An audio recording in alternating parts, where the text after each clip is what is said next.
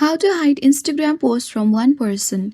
Hi everyone, welcome back to our channel. In this quick tutorial, I'll show you on how to hide an Instagram post from one person. So let's get started. First open Instagram. Sign in. Tap profile at bottom right.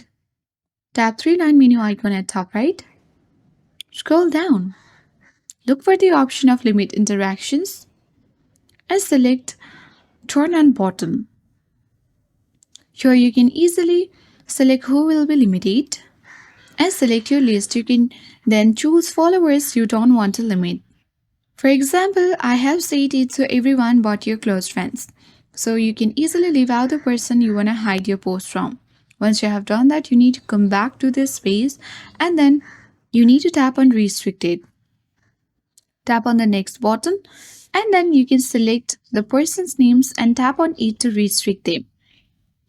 So here are some of the restricted accounts you can easily select in this way, and once restricted they won't see your post or know they have been restricted. So that is how we can successfully hide Instagram posts from one person. I hope this guide was helpful.